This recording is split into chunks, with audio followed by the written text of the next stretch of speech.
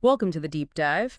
Today, we're digging into some pretty striking claims. Right. These are from Daryl Hannah about Neil Young. Exactly.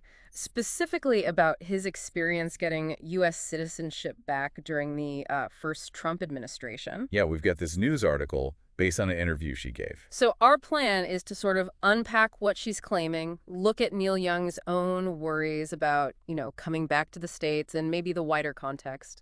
The whole history there with the Trump administration is definitely an interesting intersection of the personal and the political. It really is. So Hannah claims the administration, and this is her quote, tried every trick in the book to mess with his citizenship. Mess with it. Strong words. What did that apparently involve? She mentioned repeated interviews, re-interviews. She called the whole thing ridiculous. Ridiculous. Well, considering he'd been living in the U.S. since he was young, paying taxes. Since his 20s, yeah. You'd think it would be more straightforward. So the implication is what?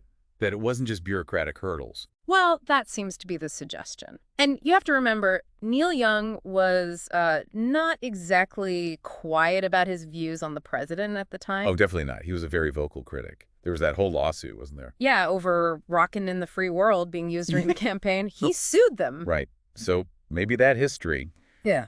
perhaps that played a role in how his application was supposedly handled. Raises the question anyway. It does. And this ties into Neil Young's own anxieties. He was apparently quite worried about returning to the U.S. after a European tour. He had gigs lined up, right? Glastonbury, Montreux Jazz Festival. Exactly. And he actually posted on his website about this fear. He mentioned the rise in detentions, deportations at U.S. entry points. Okay, so general concerns about the climate at the border. Yes, but he also got specific. He talked about his criticism of Trump and worried he might be, barred from entry. Barred, or worse. He even mentioned possibly being jailed, sleeping on a cement floor with an aluminum blanket, quote, if he talks about Donald J. Trump. Wow, that's a pretty specific and intense fear for someone who is, by then, a U.S. citizen. It is. It really shows a significant level of anxiety. It really highlights that potential conflict, doesn't it? Even with citizenship, the fear that speaking out could lead to serious trouble. Yeah.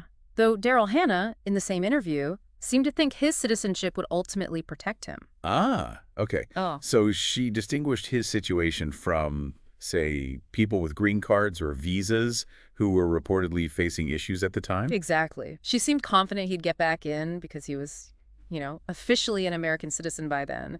But his fear was clearly real. Interesting distinction between the legal reality and the perceived threat. And speaking of Hannah, she has a documentary coming out, Neil Young, Coastal. Oh, yeah, about his solo tour from 2023. That's the one. It's hitting cinemas soon. So she's obviously deeply connected to his recent experiences and his work. Which probably informs her perspective on his artistic side, too. She talks about his integrity.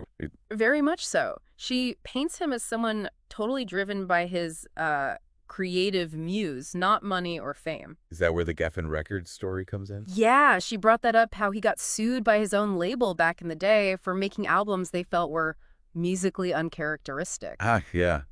That definitely challenges the idea that he just does what's expected or commercially safe. Sort of counters any image of him as, intimidating or unapproachable, too, perhaps. Good point. She presents him as committed purely to the art.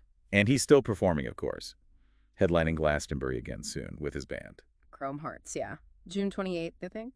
So, okay, let's sort of pull this together. We have Hannah alleging serious, deliberate interference in Young's citizenship process. Stemming possibly from his political criticism. Right.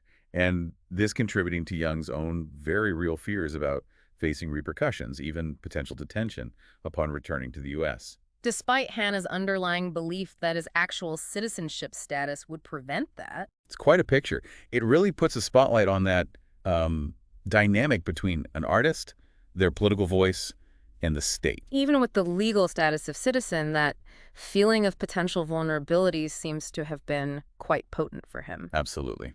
So that leaves us with something to think about. You have this situation, a famous artist, alleged state interference with citizenship, very public fears tied to political speech. What does this specific case suggest, if anything, about the wider relationship between individuals, especially outspoken ones, and state power, particularly during politically contentious times?